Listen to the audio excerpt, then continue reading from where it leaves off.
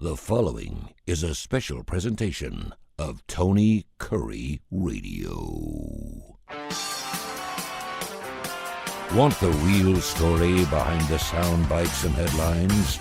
Let's find the facts. Remember, it's not a conspiracy theory if it's the truth. You are not paranoid or confused.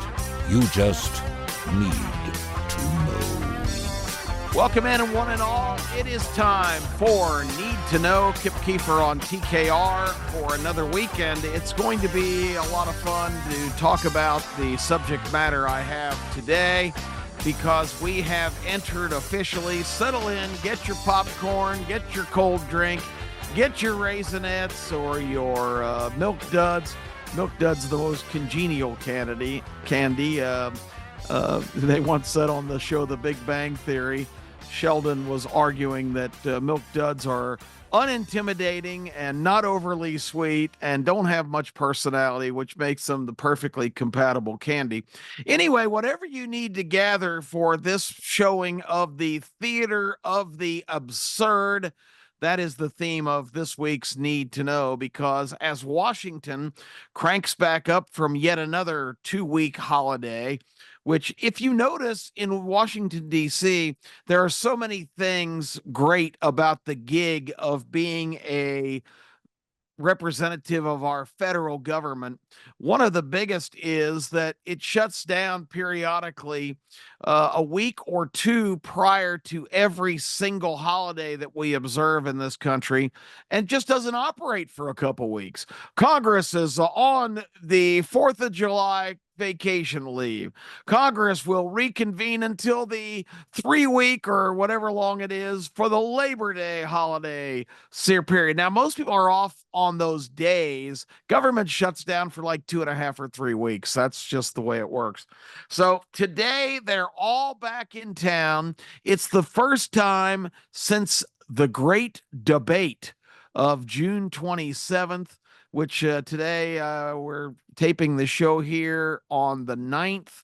So let's do some quick math. That's 12 days ago. It seems like long time back because it has created the biggest ripple of complete tsunami of different reaction. There have been the immediate reactions and the fallout from that session where Donald Trump basically mopped the floor with the poor, pitiful Joe Biden, who revealed the greatest lie ever told. Remember, the greatest story ever told? Well, this is the greatest lie ever told, that Joe Biden is so sharp and so on top of all of the issues, all of his inner circle talking about, I just wish I had 10% of the energy that the president has, and his understanding of everything that's going on in the world and all of the great things he's accomplishing. The biggest lie of all time. Because Joe Biden, when the lights came on for that debate, yeah, let's see. How can I be kind? It was the biggest flop ever. He was absolutely a deer in the headlights. He could not gather his thoughts. He stumbled, bumbled, mumbled throughout the entire 90 minutes. Really did not make any cogent thoughts. It was a complete disaster. Everybody, it was instantly revealed that the emperor was wearing no clothes. The big lie was completely exposed. And I guess that's what you'd be if you're wearing no clothes. But that's exactly what happened. And everybody knows now that all of this BS we've been listening to, as they completely protect him, let him spend 4-day weekends every week in Delaware. You don't see him in the evening segments because it's come out in Axios publication, of course, in D.C., that is left-leaning, to say the least, that aides have said that Joe's best times are between like 10 a.m. and 4 p.m. The preparation at Camp David for the debates Some insiders there said they were supposed to go 8 days of preparation. They cut it down to 6 because Joe just couldn't muster the energy for 2 of those days. And in the 6 days, they never, ever started before 11 a.m., and they always finished by 5. And if that's not enough, there was time for a 90-minute nap every afternoon during those 6 days as well. So preparation time, not very thorough. You immediately had members of the inner circle for the Biden team, mainly Dr. Jill Biden, who's got her teaching certificate, but she wants to be called Dr. Jill Biden. She was pretty obscure in the first 3.5 years of this administration. Of course, you saw her at every event, standing at the ready to go and catch Joe if he wandered off in the wrong direction, or grab his arm and lead him off stage in the proper way. So Jill has not been very vocal. Now, all of a sudden, Dr. Jill Biden is a key component in the reelection campaign for Joe Biden. In fact, on this very day, she's traveling to North Carolina, Georgia, and Florida to host political events. I can't imagine the excitement that creates for people to get to go see Dr. Jill Biden. Of course, the candidate himself has put in a couple of days this weekend, which is very unusual. But since they're in absolute desperation mode right now, the appearances of Joe Biden in Wisconsin and Pennsylvania this weekend went, I guess, according to script. Although there have been some stumbles and stammers, as always, that you're going to get from Joe, because the bottom line is the cat is out of the bag. The stripes are off or I should say, the spots are off the leopard. They've come out in the wash. Joe Biden has quickly advancing cognitive mental issues, and it's undeniable now. He was on full display. I talked about last time we got together that I think part of that was intentional, that people that don't believe that he has what it takes, not only to win re-election and defeat Donald Trump, but also has absolutely no chance of finishing out another 4-year term with any marbles remaining whatsoever, because they're fast diminishing. And the ones that are rattling around up there are not producing very impressive results. The bottom line is his own party, and now you see the conspirators. Julius Caesar had more loyal people surrounding him on the Ides of March. They all have the shivs out, ready to stick them in the back of the great leader, Joe Biden. And today, the first day back in Washington, is really calling that to order, as there is supposedly a contingent of Democrat senators that want to visit the White House and urge him to step aside. There was a conference call with all the leaders of the House of Representatives yesterday, where everybody was expressing absolute lack of confidence that Biden has any chance whatsoever. It was tough already. He was behind in the polls before the debate, but he's been plunged into a deep, deep hole now that digging out of looks very difficult. Now, of course, you still have the voices of optimism, most of them with the last name of Biden. I've already talked about his biggest cheerleader and now political surrogate, with all of her wonderful credentials, with her teaching certificate, to be able to be the pseudo leader of the free world. I think I told you about Edith Wilson last week on the program. I'm not sure if it was this broadcast or another one, but Edith Wilson, in the late 1910s, almost to 1920, Woodrow Wilson was president of the United States from 1916 to 1920.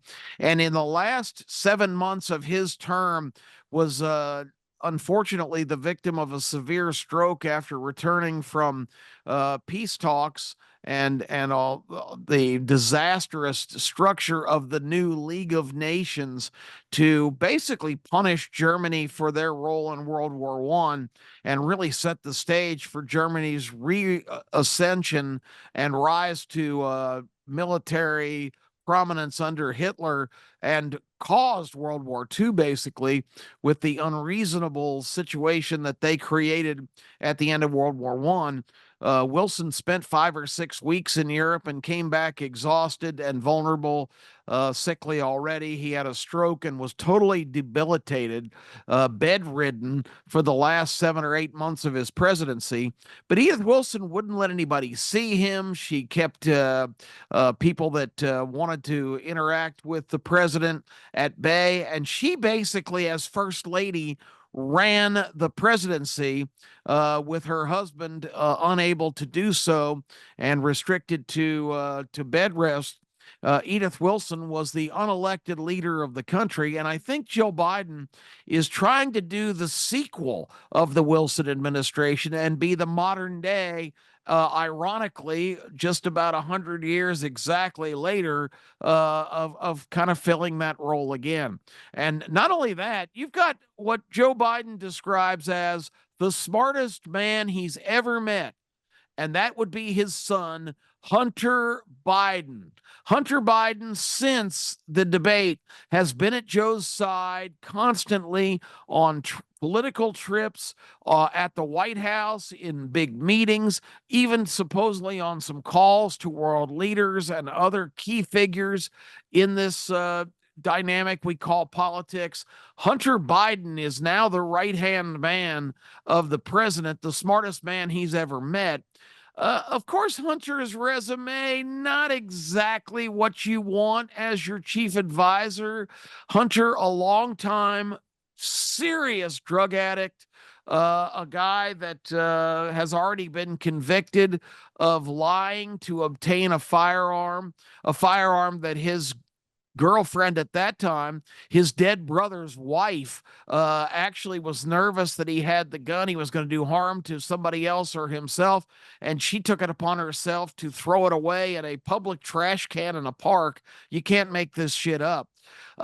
Basically, Hunter Biden, who also served on the board of Burisma, a giant energy company in Ukraine.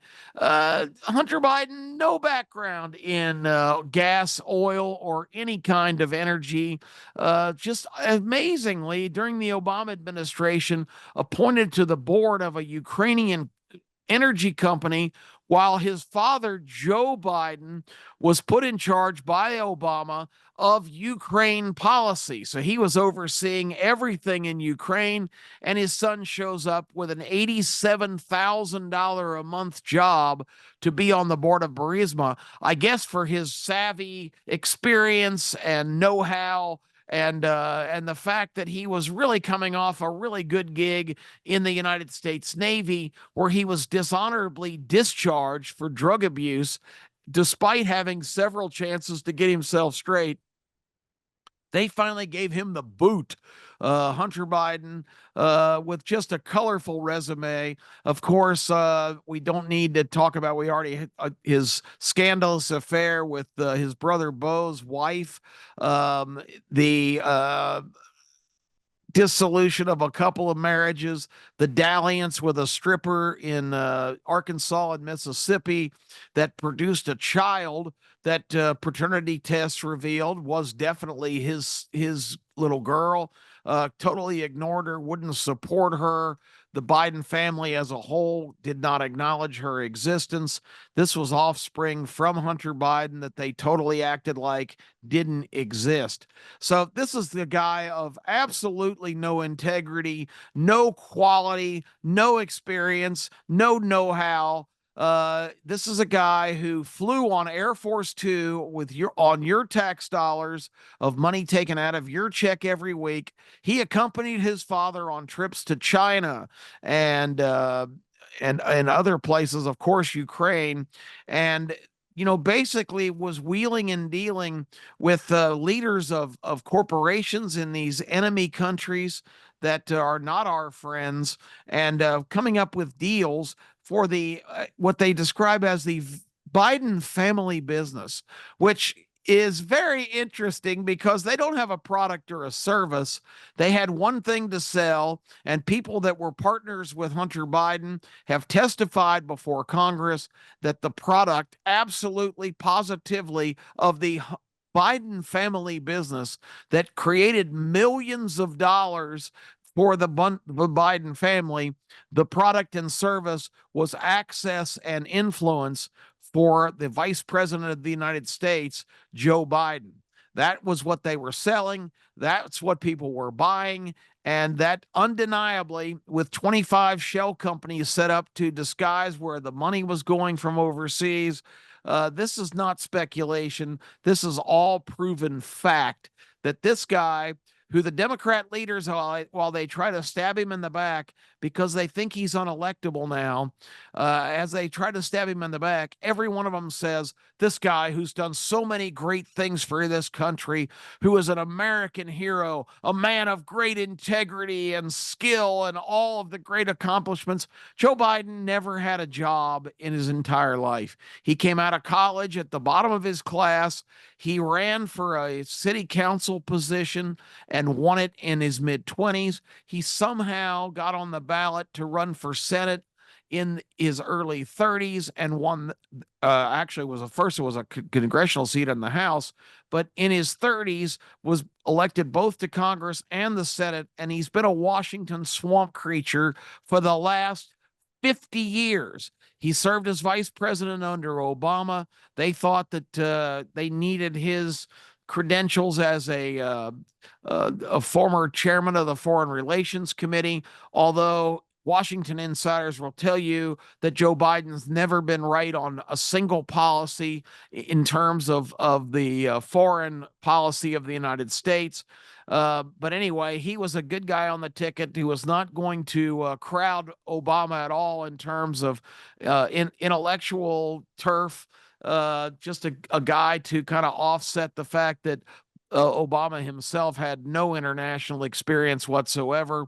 And basically, he served in that administration for 8 years. His presidency here has resulted in no real tangible results. They talk about all the accomplishments of this administration.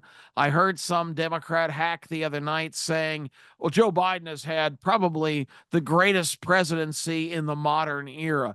I don't know where they get that, because you, me, anybody on the street, and I thought this was telltale because, of course, on the partisan networks, they talk to men on the street, on CNBC, or actually MSNBC, or even the conventional channels, ABC, CBS.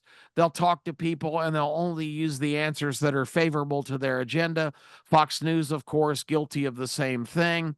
They might get 10 responses, and the 2 out of 10 that are positive are going to be the ones they air. That's just the way the game works.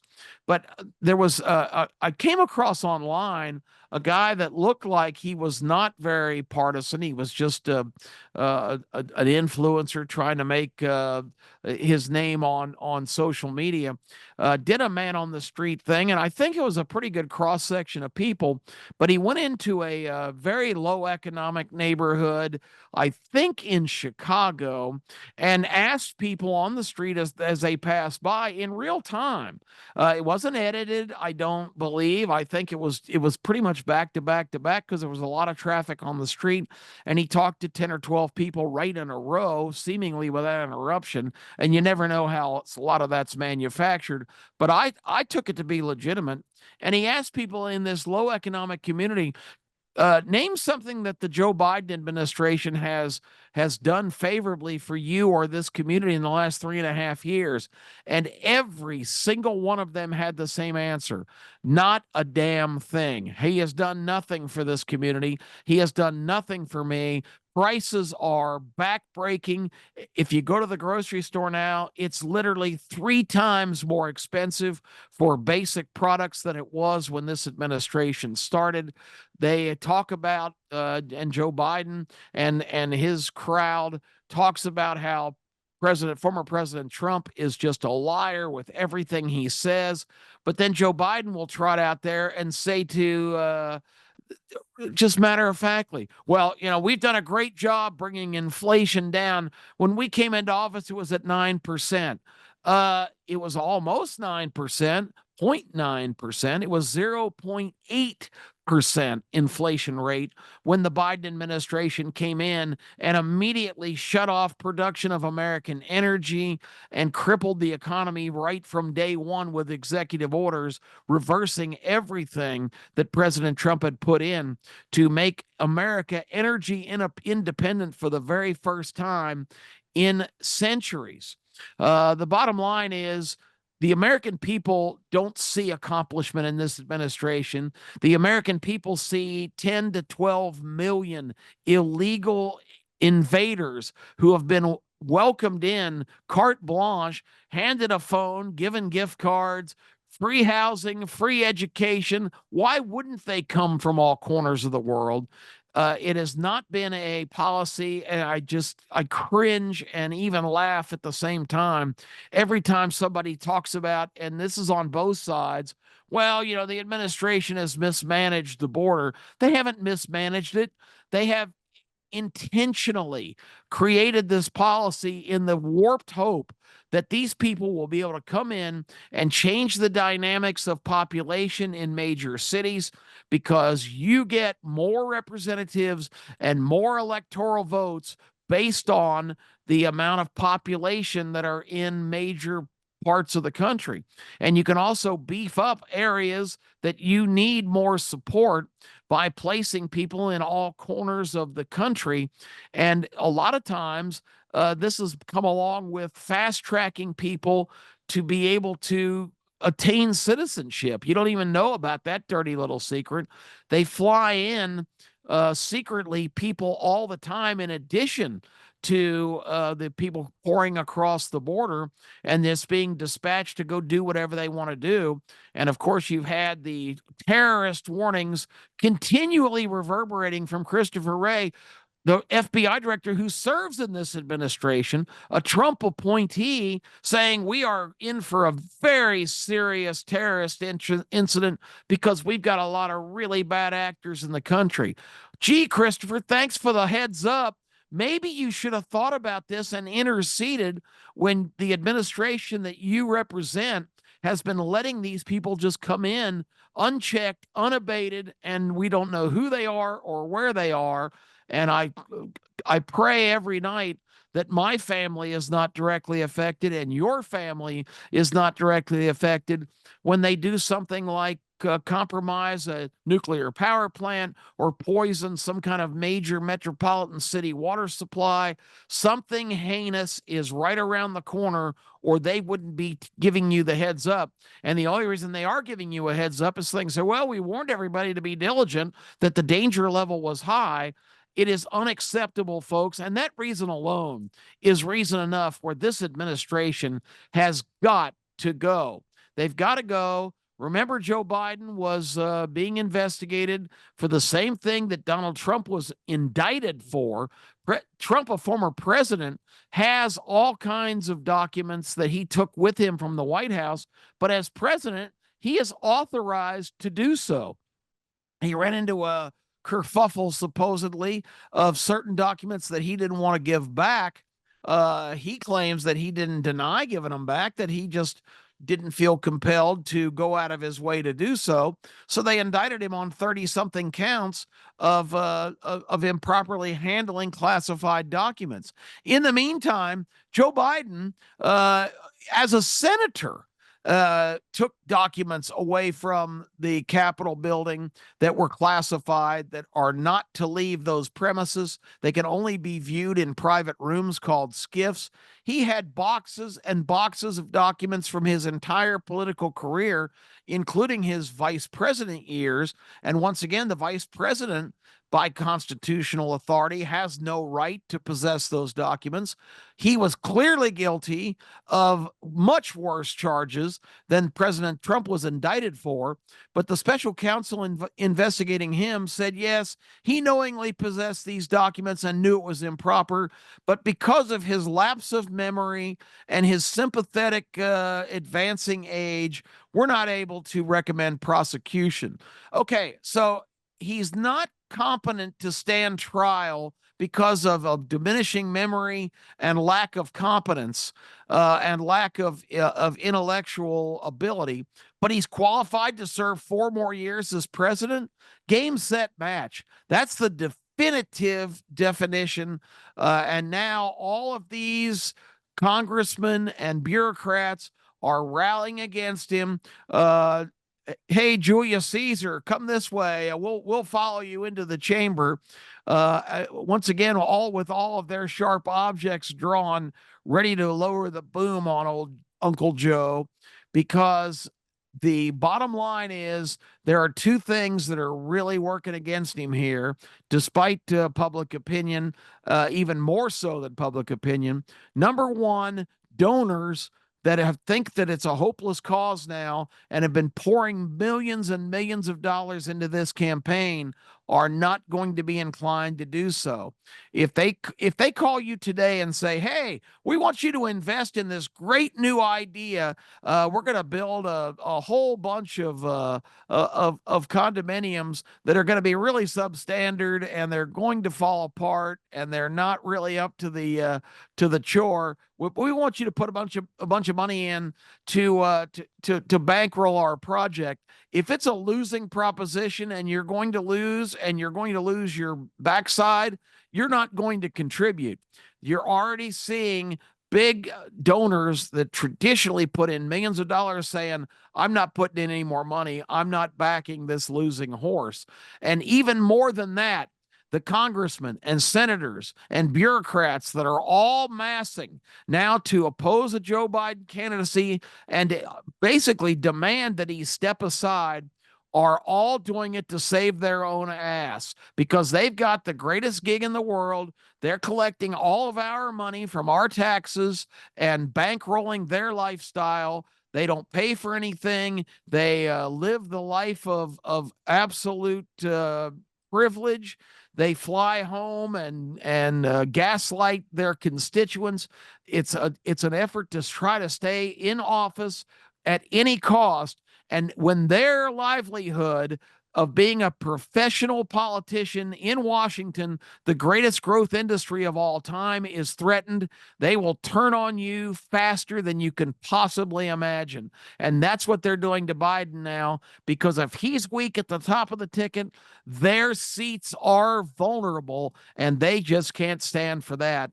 They would rather do anything than lose the greatest gravy train seats ever devised. That's what you need to know. Watch the drama continue to unfold. There's all kinds of different things, different people involved in this highest of dramas. Joe Biden mumbles and stumbles and bumbles and insists that he's in it for the long haul. He can do 4 more years, no problem. I'm a little bit worried about the next 6 months, the rest of his term. This is the guy in charge. What do you think people in foreign shores, our enemies, are thinking? We gotta take some liberties. We got to get in action and push our agenda right now while the getting's good, while Uncle Joe, the most inept president in American history, who has now demonstrated to the world that he is so far gone, that he's completely incapable of being in this office.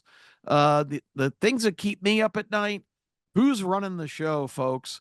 Who's pulling the strings? If you think that this guy is the guy making the policies and making the decisions, do you think this guy just wrote a 5-page letter to Congress and the House of Representatives?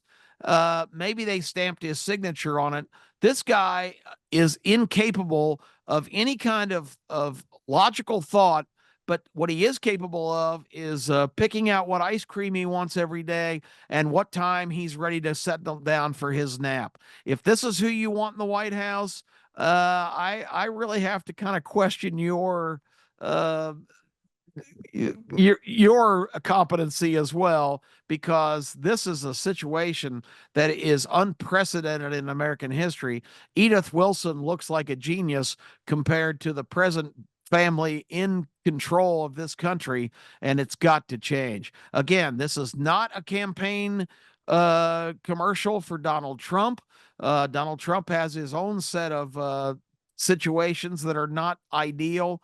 But right now, anybody listening to this show, anybody that I go to the grocery store today and encounter in the aisles or see at work or in pursuits of any kind, I would say 98% of them are more qualified at this point to be the president, the commander in chief, the leader of the free world than the guy that's sitting in that chair right now. And I sincerely believe that.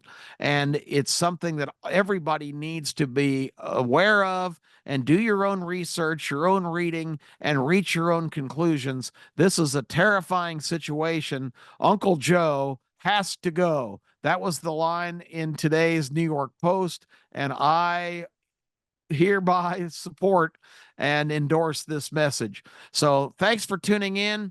TKR, thank you for giving me the forum for Weekly Need to Know, and we will be with you again next week at this same time. Don't miss Kiefer and Kurre this week. Tony and I, kind of like Forrest Gump and his box of chocolates, you never know what you're going to get. And in that same vein, the starting lineup Saturday mornings, 10:30 a.m. on ABC 3340 Birmingham, also on our YouTube channel and right here on TKR. Do not miss a single episode because you never know who's going to be in the starting lineup. Have a great week, everybody. Get your popcorn, get your Raisinets, enjoy the show. It is unprecedented in American history. Take good care, everybody, and God bless you.